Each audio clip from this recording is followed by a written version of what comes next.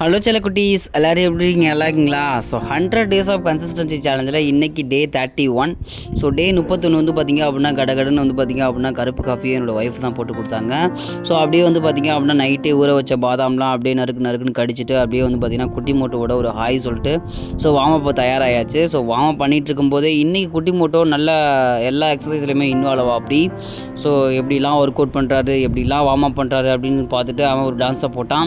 So அப்படியே வந்து பார்த்திங்க அப்படின்னா காலையில் நைட்டு ஊற வச்ச பச்சை பயிரை நல்லா வேக வச்சு அப்படியே வந்து பார்த்திங்க அப்படின்னா ப்ரீ ஒர்க் அவுட்டு மீலாக வந்து அதை வந்து எடுத்துக்கிட்டு அப்படியே வந்து பார்த்திங்க அப்படின்னா தண்ணியை குடிச்சிட்டு குட்டி மோட்டவும் என் கூட உட்காந்து அந்த மீலை சாப்பிட்டான். அதாவது பச்சை பயிரை வந்து காலையிலே சாப்பிட்டான். ஸோ ரொம்பவே வந்து ஒரு குட் பெனிஃபிட் இருக்குது காலையிலே வந்து ஒரு நல்ல பயிர் வகைகள் எடுத்துக்கிறது.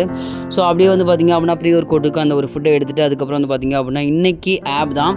ஸோ இந்த வீக் ஃபுல்லாகவே நம்ம வந்து பார்த்திங்க அப்படின்னா ஆம் மசில் தான், அதாவது கோர் மசில் தான் நம்ம வந்து அலற விட போகிறோம். ஸோ ப்ராப்பராக வந்து பார்த்திங்க அப்படின்னா வார்ம் அப் முடிச்சதுக்கப்புறம் ஒரு 5 வேரியண்ட் எக்ஸசைஸு. ஸோ எந்த வித டிஸ்ட்ராக்ஷனும் இல்லாமல் ப்ராப்பராக வந்து பார்த்திங்க அப்படின்னா 5 வேரியண்ட் எக்ஸசைஸையும் அலற விட்டு முடிச்சாச்சு. ஸோ அதுக்கப்புறம் இங்கே அப்படியே வந்து பார்த்திங்க அப்படின்னா ஒர்க் அவுட்டை முடிச்சதுக்கப்புறம் தண்ணியை குடிச்சிட்டு அதுக்கப்புறம் வெளியில் அந்த வாக் போயிட்டேன். ஸோ வெளியில் வாக் போயிட்டு அங்கே வந்து பார்த்திங்க அப்படின்னா அந்த ஒரு வாலில் ஸ்டாண்டிங் புஷ்அப்ஸ் சம்செட்ஸ் பண்ணி முடிச்சுட்டு ஸோ அன்றைக்கான ஒர்க் அவுட் கம்ப்ளீட் ஆச்சு. ஸோ கன்சிஸ்டண்ட்டாக இருங்க. டே 32ல் மீட் பண்ணலாம். டாட்டா, பாய் பாய்.